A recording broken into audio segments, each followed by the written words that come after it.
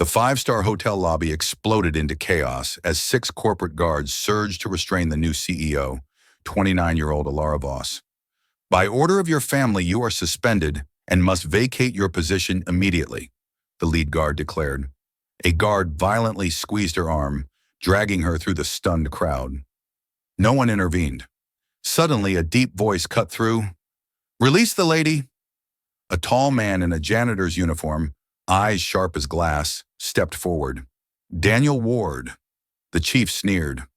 "Who are you? The janitor?" Daniel offered a cold half-smile. "Try me."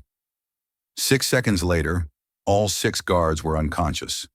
Elara stared. "Who are you?" Elara Voss was a study in cold, isolated power.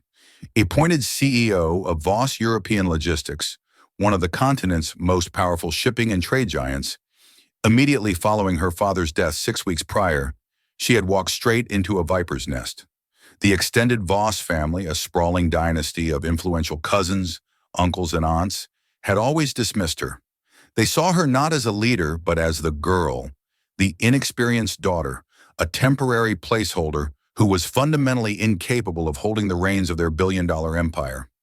They believed her success was an accident of birth, not a testament to her ruthless intelligence. Following the elder Voss's passing, the family's resentment quickly curdled into coordinated greed.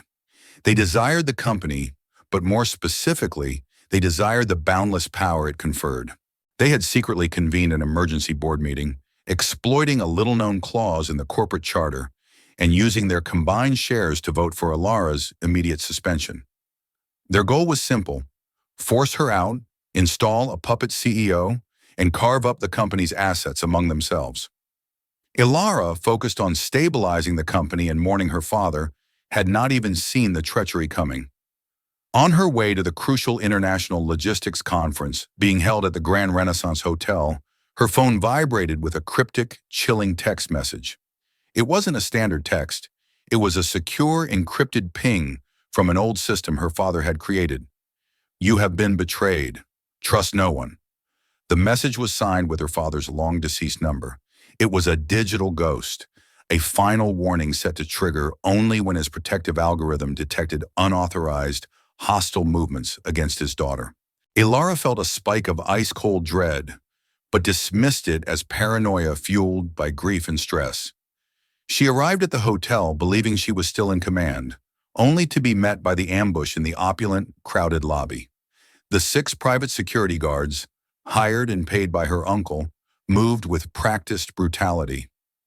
"You're coming with us, Elara," the lead guard spat, twisting her wrist. "The paperwork is ready. Just sign the resignation, and this humiliation ends." She fought weakly, fueled only by pride and shock, but she was overpowered instantly. Her designer suit was creased, her composure shattering. As they dragged her across the marble floor, her hope collapsed entirely. The world was watching her fall, and she was utterly alone. It was precisely then, in her moment of total vulnerability, that a seemingly ordinary man intervened. A janitor, pushing a discreet cleaning cart, stopped. Elara stared at the man's hands, rough, calloused, but oddly graceful. He didn't look like the janitors she usually ignored. He had an imposing frame that filled the drab uniform, and his eyes, usually reserved for watching wet floor signs, were fixed on the security detail with lethal calm. After he had effortlessly dismantled the 6 professionally trained guards, using their momentum and aggression against them, the entire lobby gasped. Elara felt the release of his grip on her arm, replacing the crushing pain with a strange, dizzying relief. She was safe, but utterly confused. As he looked down at her, the chaos settling around them, Daniel spoke with a controlled intensity that belied his cover uniform. "I do not care for men who use force on women." Elara felt her knees buckle. Daniel caught her instantly, his touch firm and steady. His gaze softened only slightly as he looked down at her, a silent promise in his eyes. "You are safe now." As he helped her steady herself, Daniel casually pulled down the long sleeve of his uniform. But not before Elara caught a fleeting glimpse of a small, expertly etched tattoo near his wrist, the unmistakable, iconic wings of a Navy SEAL. The janitor was no janitor at all. He was a weapon, and now he was hers. Daniel, moving with the practiced efficiency of a shadow, didn't head for the front door. He guided the still-shaken Elara through the discreet service corridors, navigating the maze of back kitchens and utility closets with the confident familiarity of a predator in his own territory. Every step was calculated, his head constantly swiveling, not just to look for hazards, but to scan for exits and sightlines. He wasn't relying on luck. He was relying on muscle memory, honed in environments far more hostile than a luxury hotel. He eventually settled her in a secure, soundproof mechanical room deep within the hotel's infrastructure, an area typically ignored by management. Elara was hyperventilating, the shock giving way to frantic adrenaline. "Who are you? Why did you help me? They were trying to abduct me." Daniel, already checking the air vents and securing the single access door with a heavy chain he found, answered without turning around. His voice was low and calm, the voice of a man accustomed to keeping his heart rate steady under fire. "I was working as a janitor here, part-time. Before that, I was a Navy SEAL. I left the service after my wife passed away." He finally faced her, his expression a complicated mix of guarded professionalism and profound exhaustion. He was a single father raising two young children, and the less dangerous, more flexible job in facilities management allowed him to be present for them. He traded high-stakes combat for early morning vacuuming. The trauma of his loss, the reason he left the elite unit, was a constant, heavy shield. He could face an enemy platoon, but facing his children's grief was the real terror. Elara studied him, seeing past the faded uniform and the grease stains. His eyes held the deep sadness of a man who had lost everything, but they were reinforced by an almost inhuman strength. He possessed the quiet intensity of a man who had survived and won against insurmountable odds. Daniel immediately launched into a rapid clinical analysis of the situation, his voice now taking on the clipped, authoritative tone of a tactical commander. "Your relatives want total control. The attack in the lobby was calculated. They wanted witnesses but knew the chaos would prevent intervention. They failed, but they won't stop. They're mobilizing again." The weight of his past informed his present. "In my line of work, we learned that the enemy is often the person you trust the most. They used an inside advantage. Your family is treating this like a hostile takeover, not a disagreement." Elara choked on her tears. "But they are my family, my aunt, my uncle. How could they?" Daniel's gaze hardened, completely devoid of sentiment. "A real family doesn't do that. They protect. They don't prey. Their loyalty is to power, not to you." He pulled out the slim, high-end burner phone he carried. It was running a highly customized OS, capable of intercepting and decoding low-frequency radio chatter and encrypted signals, the tool of an intelligence operative, not a cleaner. He pointed to the scrolling text. "I just intercepted their communication on the hotel's auxiliary radio network. They're sending a second, larger team. They're coming for the service entrance. We have about 4 minutes before they lock down the perimeter. You can't stay here." Elara's voice was barely a whisper. "I have nowhere to go. I don't have anyone left to trust." Daniel looked at her, his expression unyielding. He stood up, his massive silhouette dominating the small space, and extended a hand. Not a plea, but a direct order disguised as an invitation. "Trust me. For the next 24 hours, I'm your insurance policy." As Elara hesitantly placed her hand in his, she realized this was a hand that had broken bones and saved lives in equal measure. A hand that offered total, uncompromising protection. She felt a profound, almost primal sense of safety that she hadn't felt since her father was alive. Daniel swiftly led her out through a rarely used sub-basement tunnel, a forgotten passage he had discovered during his janitorial shifts. A route guaranteed to avoid cameras and surveillance. He moved with the low-crouched, quiet step known as a combat glide, his heavy boots making no sound on the concrete floor. As they neared the tunnel exit leading to the service alley, a new heavily armed team of 6 men, better equipped than the first, rounded the corner. They wore tactical vests and carried non-lethal, professional restraint gear. They were serious. Elara gasped, her eyes wide with terror. "Oh God, Daniel! There are too many of them!" Daniel didn't panic. A faint, almost imperceptible smile touched the corner of his lips, the grim amusement of a warrior who enjoyed the challenge of the impossible. Direct confrontation would be dangerous for you, Elara, but I once managed to evade 40 hostiles in the mountains of Afghanistan for 3 days. 6 men in a basement? This is a Tuesday. He moved Elara rapidly behind a stack of industrial pallets, giving her a single, non-negotiable instruction. Don't move. Don't speak. I'll be exactly 2 minutes. 5 seconds later, the janitor vanished. Daniel was now pure, lethal motion, a blur of controlled violence. He didn't waste movement, using the narrow tunnel walls, the dark shadows, and the enemy's numbers against them.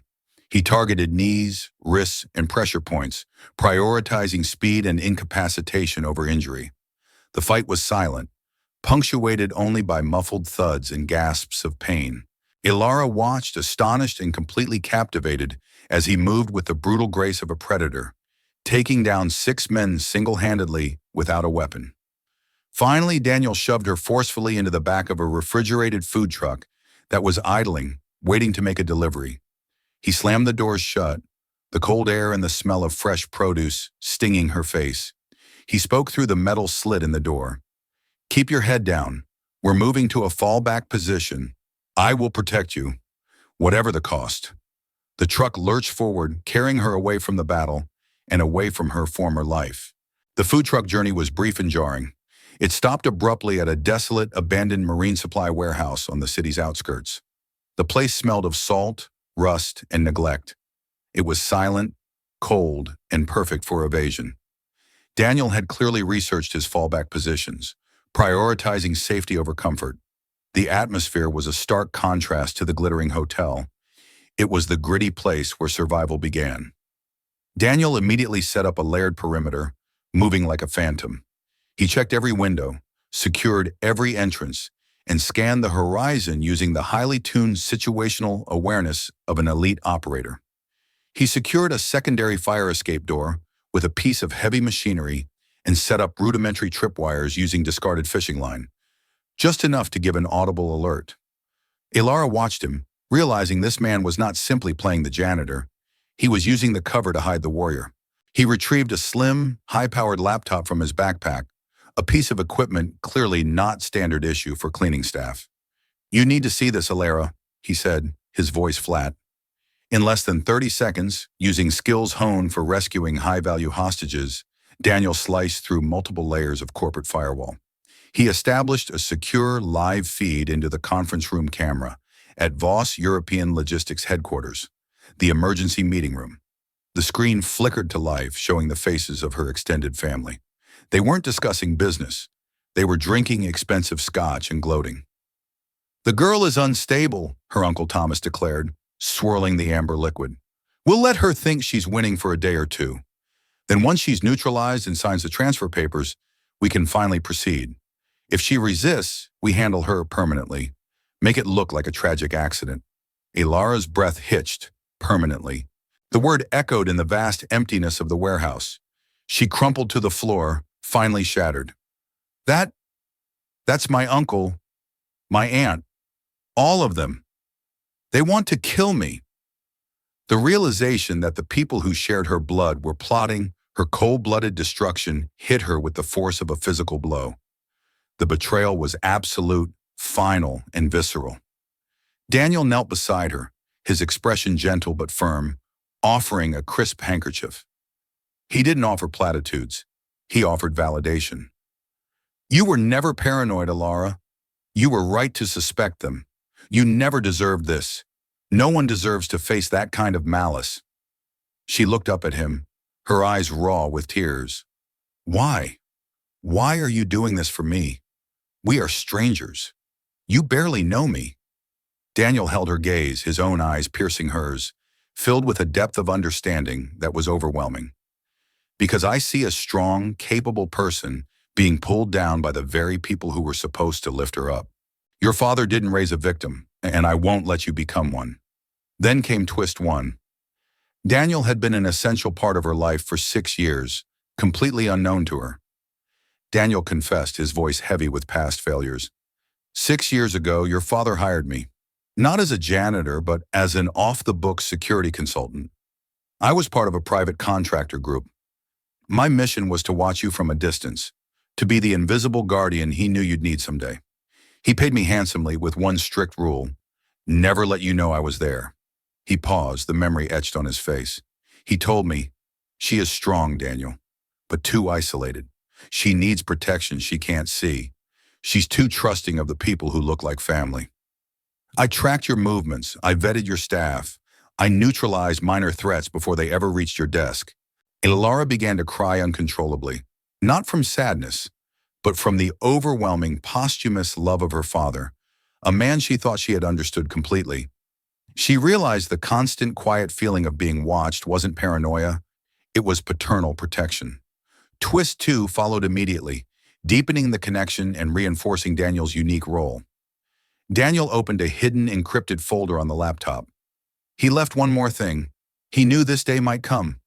A video file began to play. Her father's familiar warm face filled the screen. He looked older, tired, but his eyes were filled with fierce devotion. He looked directly into the camera, his voice calm and grave. "Elara, my daughter, if you are watching this, it means I am gone, and they have betrayed you. It means my last line of defense has failed, but one remains. The only man I trust to hand you over to is Daniel Ward. He will tell you why he is near you. He has a code of honor I rely on. Follow his lead." Elara gasped, clutching the cold laptop, the reality of her father's foresight hitting her hard. She felt a connection across the grave, and a profound, undeniable trust in the man beside her. Daniel lowered his eyes, shame and grief momentarily overcoming his professionalism. "I wasn't fast enough to save your father when his health failed. He had a sudden coronary. I monitored his vitals every hour, but I couldn't stop that. But this time, I will protect you." Elara moved closer to him, her voice barely a tremor. "Why do you keep risking everything for me? You have children to protect. I am a liability." Daniel's answer was delivered with the steely conviction of a sworn oath. "My job was to protect your father's legacy. You are his legacy, and my honor is all I have left. If they want to touch you, they have to walk over my dead body first." The moment of intimacy was brutally interrupted. The squeal of heavy truck tires and the glare of high beams pierced the darkness outside.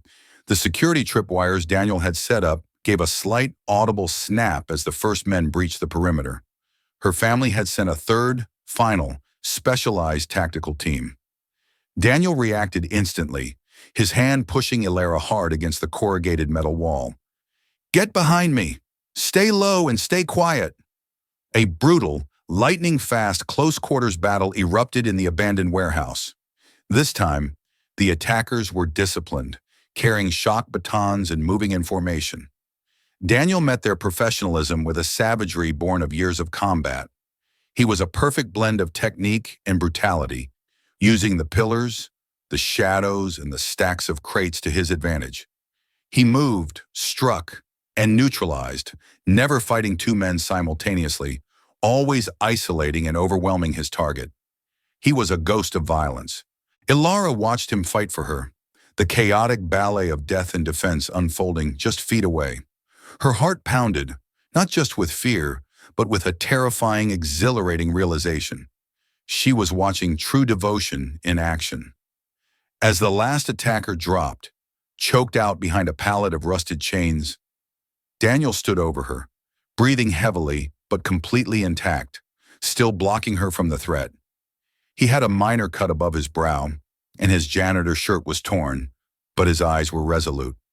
"I won't let them steal the one thing your father loved most again." Elara reached out, her fingers trembling as they touched the bloodied tear above his eye. She whispered, her voice cracking with sudden, overwhelming emotion. "Daniel, the person my father loved most, that was me, wasn't it?" Daniel covered her hand with his own, his gaze locked with hers. He did not need to say the words. He touched her cheek, gently wiping away a tear of shock and relief. Of course, Daniel didn't take Elara to another secure safe house. He took her home. His home, a small, cozy apartment above a bakery, filled with the aroma of cinnamon, warmth, and the tangible presence of a real, lived in life. It was the safest place on earth because it was unguarded, unexpected, and filled with love. She met his two children, a 6-year-old girl named Lily and a 4-year-old boy named Sam. They immediately gravitated toward the pretty lady in the crumpled suit, showering her with messy drawings, endless questions about fancy buildings, and a child's simple, unearned trust. They brought her a stale cookie and a well-loved teddy bear. For the first time in her life, Elara, the CEO of an empire, felt welcomed by a real family. Her entire existence had been defined by cold offices, corporate politics, and isolation. Here she found simple, unadulterated, messy love that asked for nothing in return. Daniel didn't coddle her. He trained her. Every morning before the children woke, he put her through drills in the cramped living room. He taught her simple, effective self-defense moves, how to break a chokehold, how to block a punch, how to use her own center of gravity for leverage. You need to be your own first line of defense, Elara, he insisted. Always.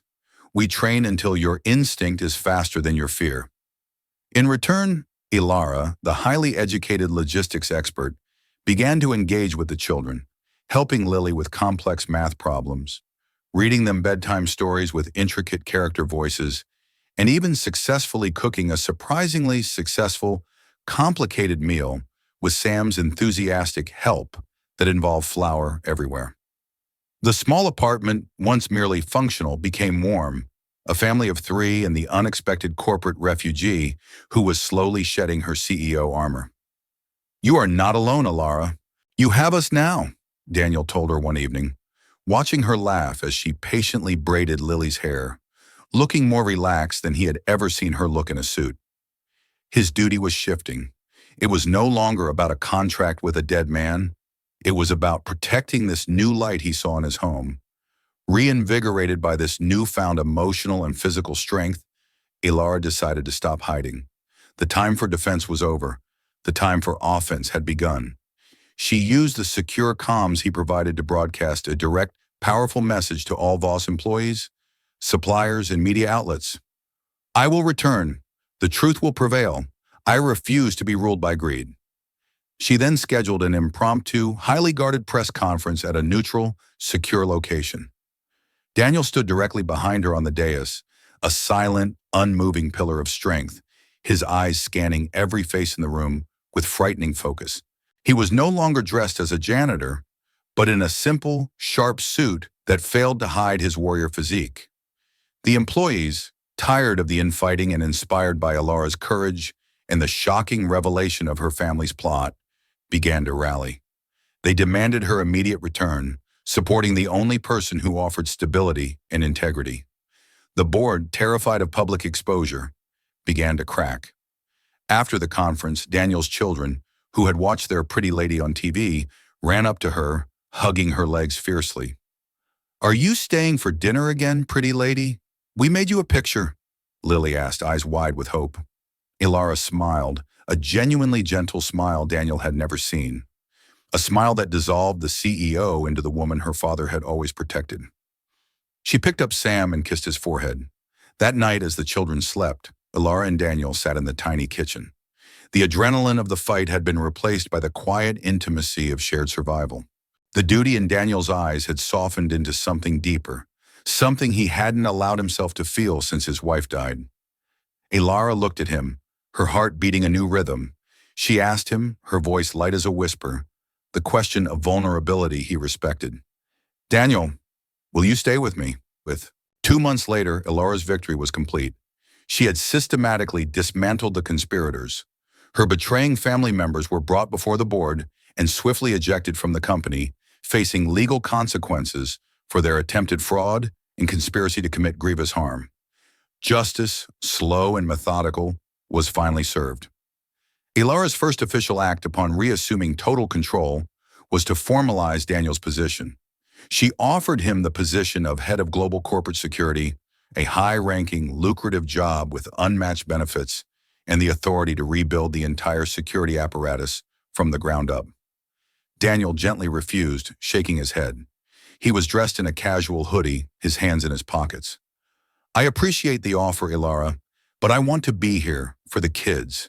That job means constant travel, constant surveillance. I need to be here to tuck them in. I don't need the power. Elara didn't argue business logic. She stepped close to him, her tone shifting from professional to intensely personal, closing the distance between them. Then, what about staying for me? Daniel froze. This was the one threat he hadn't planned for, the one emotion he hadn't guarded against. His heart, long calcified by loss and duty, stuttered, recognizing the profound, permanent shift in his life. He finally spoke, his voice thick with the weight of his past. Elara, I'm a broken man. I have a past. I can offer protection, but I don't know how to offer a future. The two children burst into the room, having finished their homework, rushing towards Elara and hugging her legs fiercely.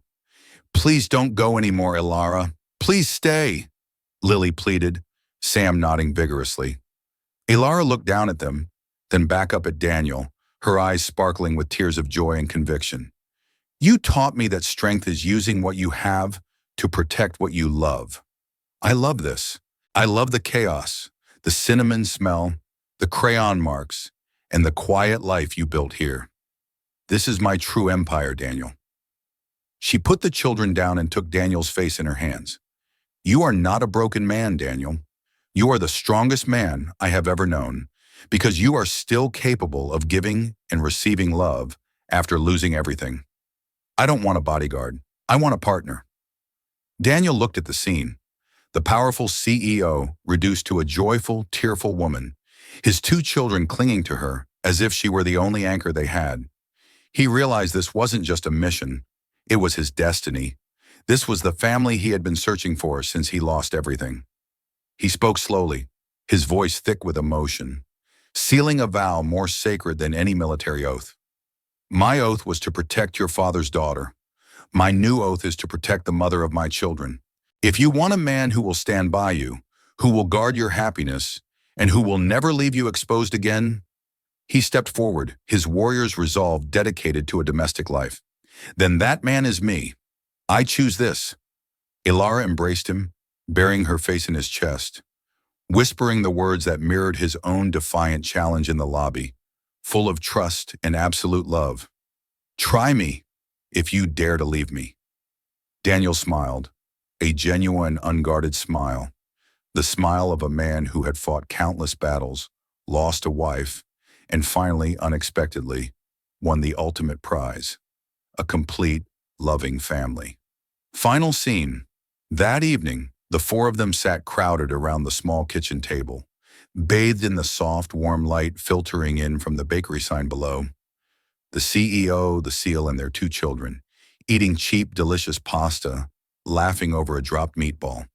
There was no longer a CEO or a seal, only a family, safe and whole. If you believe stories like this deserve to be told, leave a comment and subscribe to NL Touching Stories.